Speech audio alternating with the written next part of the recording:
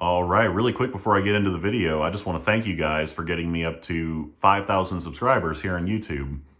Given the category of content that I make and how small the community of those of us who clone service rifles is, that's really cool to me. I didn't think I was going to get anywhere near that number in a reasonable amount of time.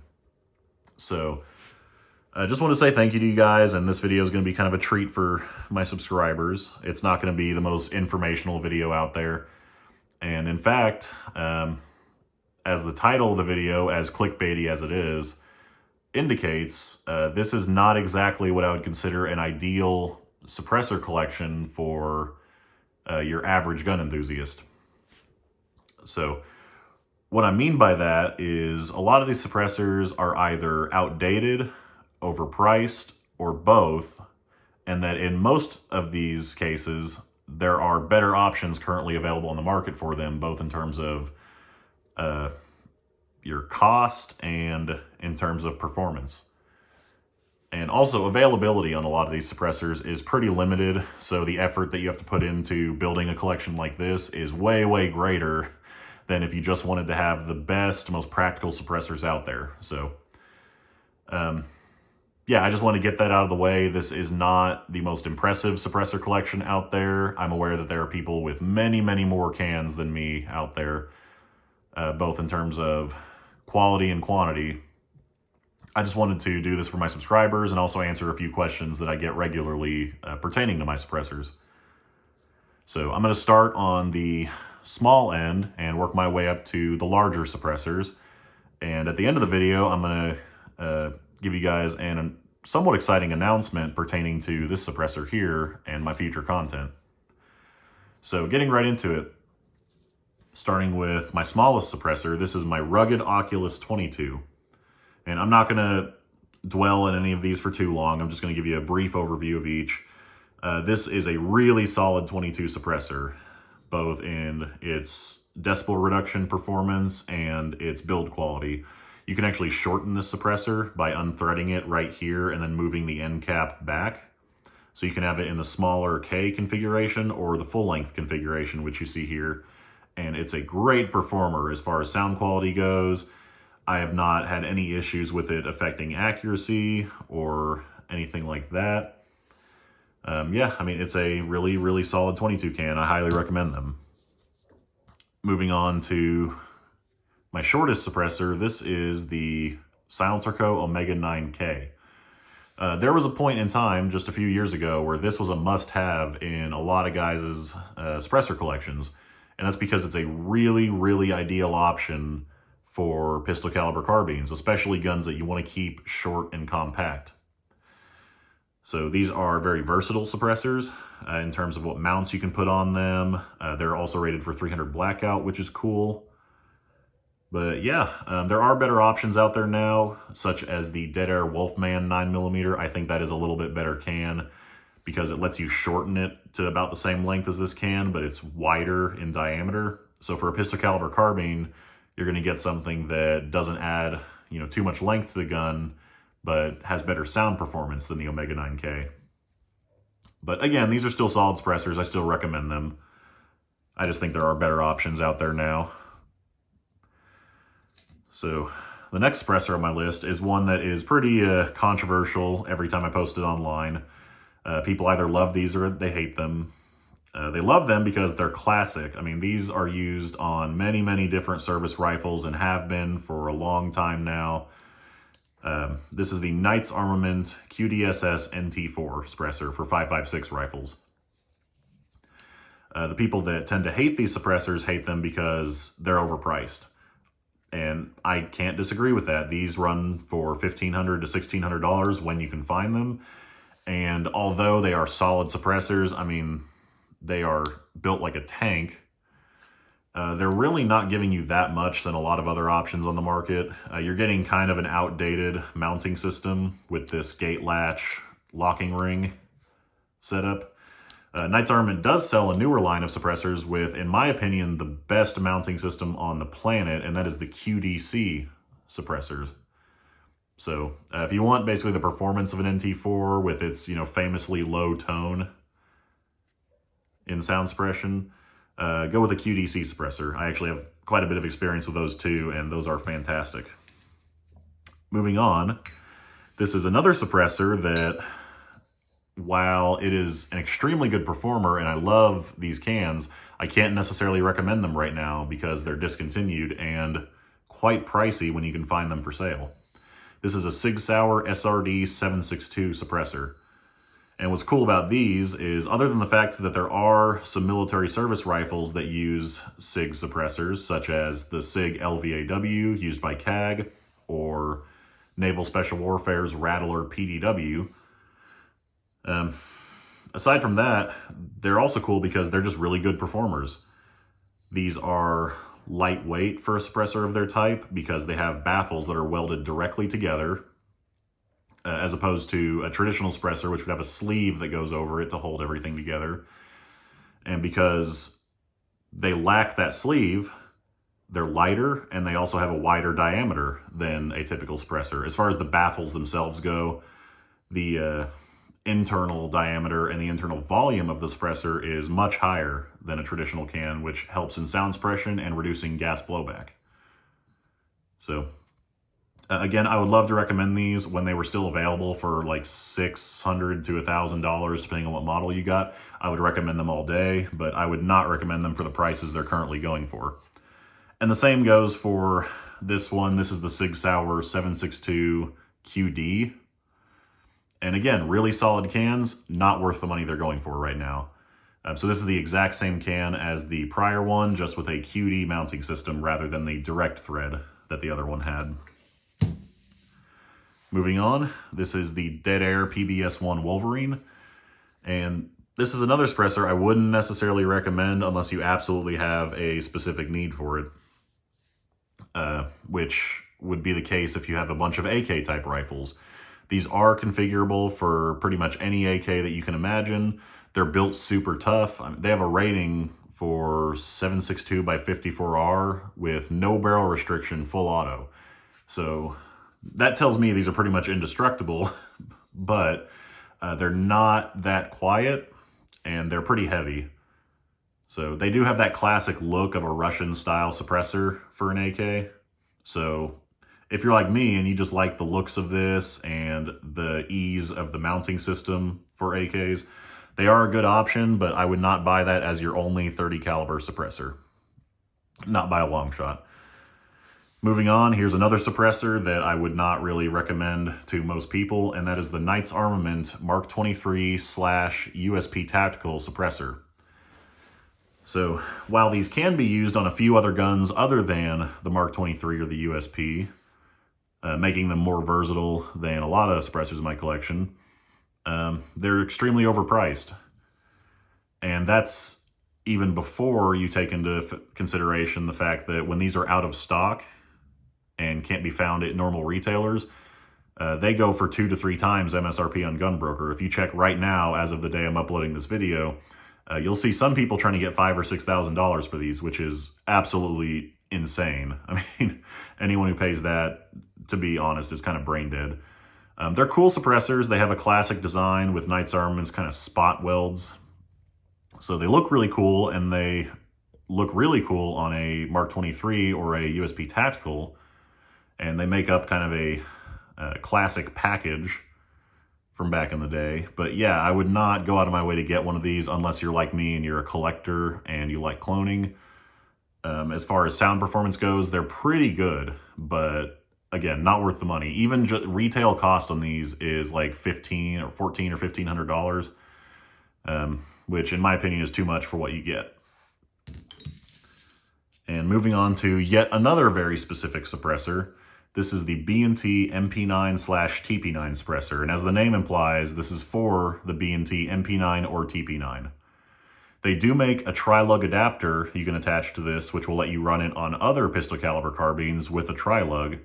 But these cans are insanely huge for, you know, a 9mm can. I mean, if you just compare this to my Omega 9K, it absolutely dwarfs it.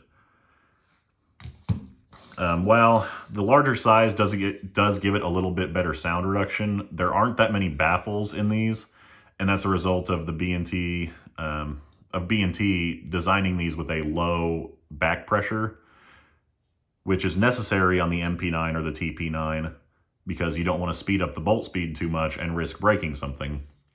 So although this is a massive suppressor, it's not as quiet as one might think because the number of baffles just isn't that great. And yeah, you can't really see anything down there, but I think there's only honestly like 4 or 5. So moving on to another kind of specific suppressor. This is the Allen Engineering AEM5. Now, these are great cans for what they were built for, but they are a very old design and they take some extra work on the rifle itself to get them to mount. And that's why I don't recommend these as a general purpose 5.56 can. The mounting system is pretty old. I mean, it goes back several decades. In fact, the Gordon rifle seen in the movie Black Hawk Down and with the rifle actually used in Gothic Serpent was a very similar design and was also designed by Ron Allen back when he used to work for Ops Inc. So, yeah, great suppressors. There's an awesome legacy behind these. They've been used on several different military rifles, ranging from the Mark 12 to different recon rifles. I mean, they have a proven track record, but they're heavy. The mounting system is specific and requires a specific barrel profile. So if you're just going to buy one 5.56 can, would not recommend these. And again, these are also being price gouged on Gunbroker because there hasn't been a batch of them in a little while. Now, Otter Creek Manufacturing makes their own version of it called the OCM5, which is a little bit lighter. It includes some titanium components, but it takes the same mounting system, has the same overall dimensions as the AEM5, and according to Otter Creek, is quieter and has less blowback. So that's a good option if you're building a clone of a Mark 12 or another rifle in that category and you need something that has this look. But again, for the genuine Allen Engineering cans, these are getting kind of expensive right now, at least until he makes another batch of them. And speaking of expensive, this is a Sig Sauer SRD762TI. So this is the full-size titanium suppressor that Sig made for their SRD series. These have gotten crazy expensive on Gunbroker. Whenever these were commercially available, Sig couldn't give them away, and they were only around $1,000. And now, I've seen these go for $3,000 or $4,000 on Gunbroker. So, yeah, I cannot, in good faith, recommend these just because of the current price they're going for, but the reason these are so desirable is because this is one of the suppressors that is used on the Sig LVAW. So there's the cloning aspect of it, but also this is just one of the quietest 30 cal cans in existence. I mean, if you look at Pew Science, who has a very comprehensive approach to measuring sound decibel reduction of firearm suppressors, he rates these very highly.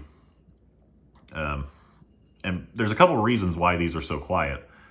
For one, they have a lot of baffles. I mean, every one of these welds here is a baffle that's been directly welded to the next one.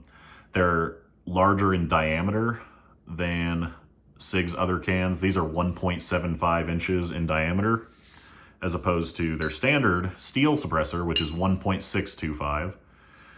So if you know anything about geometry, you'll know that increasing the diameter of a cylinder exponentially increases the volume inside. So these have a very, very large internal volume compared to traditional 30 cal cans. And they're also just big in general. This is almost 10 inches long.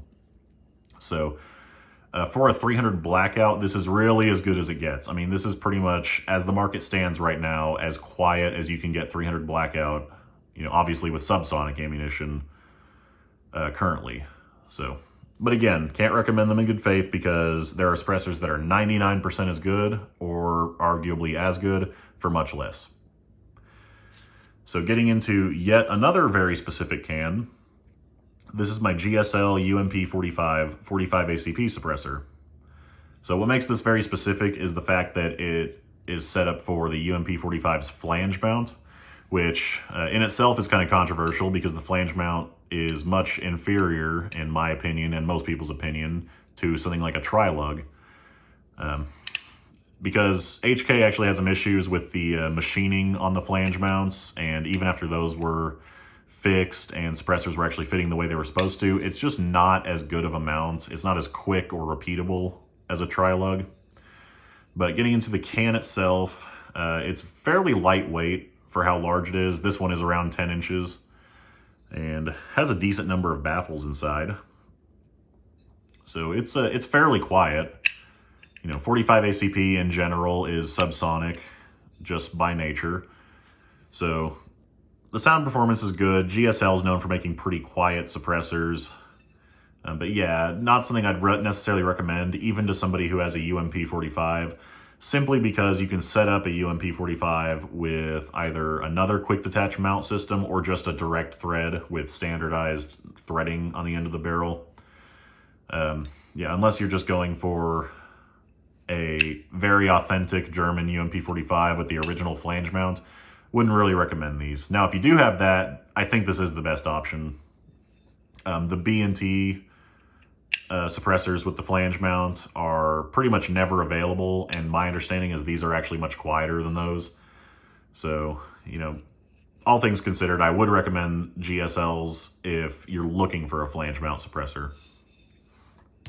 One quick note, you do have to call GSL in order to get a hold of one of those. They don't list them on their website. So moving on to these last couple, this is actually one of my favorite suppressors, and that's just because they're quite rare, and I was very lucky to have picked one up when I did. This is the Surefire FA7625V. So this is the suppressor that is issued on the military's Mark 20 sniper rifle based on the SCAR 20, which is their semi-automatic sniper system with a 20-inch barrel chambered in 308, or 762x51. So these use Surefire's legacy suppressor QD mount, which is currently been outdated by the SOCOM series of mounts, but they do not actually make these with a SOCOM mount. If you bought one of these, it's still going to have the legacy mount on it. And that's just because of the era that they came out in. The Mark 20s are currently, at my understanding, not being purchased by the military, so there's been no reason to update these mounts. But there you can see that's the actual mount it attaches to. It's quite long, and this is a reflex style suppressor, which overlaps quite a bit with it. And then it ratchets on. So yeah, I actually have not seen very many of these for sale since they went out of stock. Surefire did a limited number run of these back when the Mark 20 was released. And since then, they have been vaporware. I mean, they're not really available anywhere. I have not seen one for sale. Retail on these is around 1,800 bucks, so I can only imagine what they would go for, because SCAR 20 owners who did not manage to get one back when they were available often are clamoring for these. I see comments all the time on different threads and forums asking, where can I get one of these? Because it's the only suppressor that is clone correct for the Mark 20 and also is designed with the SCAR in mind, which has a tendency to be hard on suppressors and to break parts if you're using a suppressor that has excessive gas blowback. So finally, we'll move into the largest suppressor in my collection, and this is the Knights Armament SR25/Mark 11 suppressor. So again, these are kind of an archaic design. I would not recommend these unless you have a need for one. In other words, if you have a Mark 11, or in my case, a Mark 13, that these can attach to. This is really what kind of separates a lot of casual cloners from guys who are more serious, is if they buy these suppressors that are very expensive and really only fit one or two guns that in themselves are extremely expensive. I've seen a lot of guys who build Mark 13s end up just threading their barrel and putting on something else, because these take a lot of work to get to fit on something like a Mark 13. Or even if you buy a Mark 11, which out of the box should fit one of these, you're just going to be into a gun like that thousands and thousands of dollars, and they're hard to find, and you're accepting that it's not the best rifle on the planet. I mean, they are good performers, don't get me wrong, but there's really no reason to go out and buy one unless you just appreciate the history and military significance of the platform.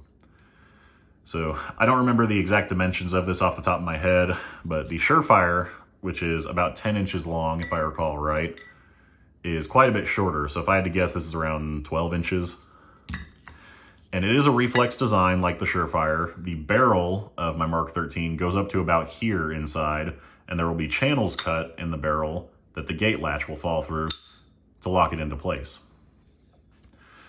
So there's been a lot of talk about these as far as their performance. Sound performance is great on them. They're a very large suppressor. Knight's Armament does have a tendency to make, pretty good cans as far as all categories of performance goes, albeit very expensive cans.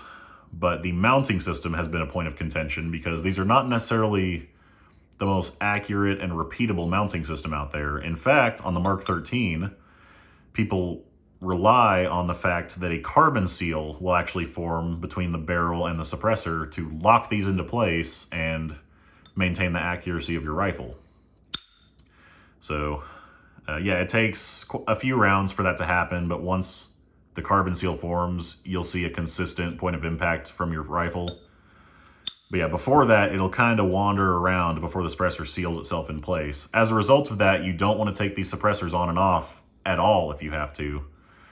So that kind of introduces some challenges as far as storing the rifle goes, because now you have to store it with this massive can on the end. My Pelican case, that's part of the deployment kit I've built for my Mark 13, actually accommodates that, so that's quite nice. But yeah, really quick, I'm just going to go ahead and announce this so that that's out there and you guys are aware it's coming. My Mark 13 is on its way back from Red Bull Armory and should be here by the end of this week. So I'm going to take my time filming the video, editing it, and just making sure all the information is really ironed out on it.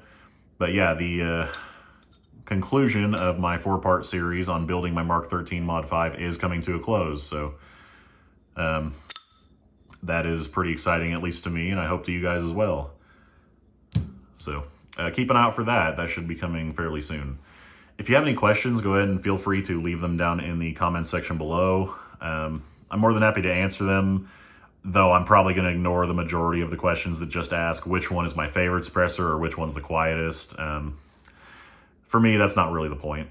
So anyway, thank you guys so much for watching, and thank you guys so much for getting me to 5,000 subscribers. Again, that's really incredible, and I will see you guys in the next video.